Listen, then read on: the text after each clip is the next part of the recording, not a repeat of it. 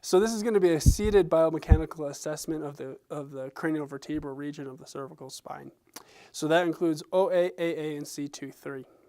For this one, the patient is going to be seated. And for me, I like hugging the patient in almost like a football type of grip. Just be careful you don't squeeze the patient's head. They just don't seem to like that very much. So I'm going to start with OA and work my way down here, okay? So I want to look at flexion and extension of the OA segment. So for here, my ulnar surface of my pinky is going to be on the occipital condyle here, okay? And my inferior hand here is going to be on C1. So in order to bias flexion, I want to flex until I feel that condyle move posterior, and I'm going to side bend her towards me. Okay, so that's going to bring that left condyle posterior. In order to assess for the pavum, I'm going to take C1 on the ipsilateral side and glide that anterior, producing a relatively flexion moment of the OA joint. Extension, we're going to do just the opposite. I'm going to extend her until I feel the occipital condyle move back onto C1, side bend her towards that side, and I'm going to stabilize C1 from below, and I'm going to use my ulnar surface of my pinky here to provide a superior scooping motion as those condyles are fairly rounded on the surfaces. And that will produce an extension moment of OA on the left side. To look at the AA joint, we need to look at both latection and rotection to bias the anterior and posterior slope respectively.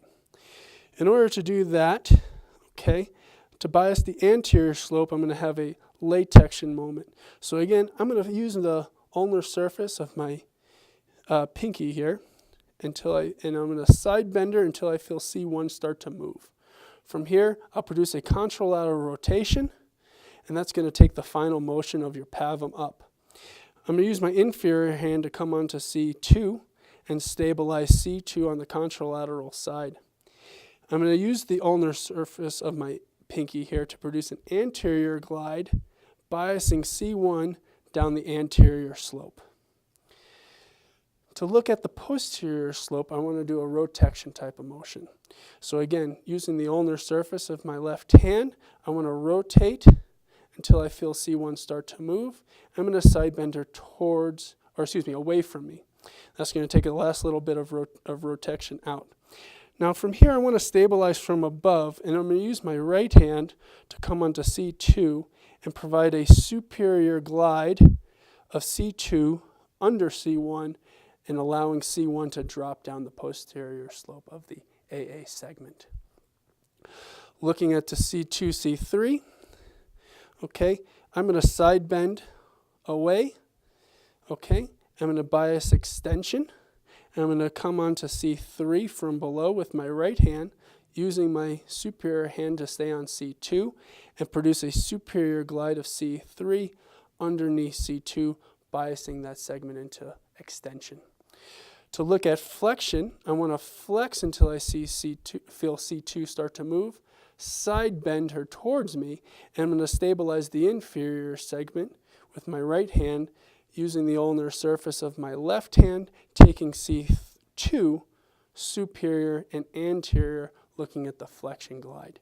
You can continue this all the way down into the mid-cervical, biasing flexion and biasing extension, using the superior and inferior hand respectively for your assessment of the pavum.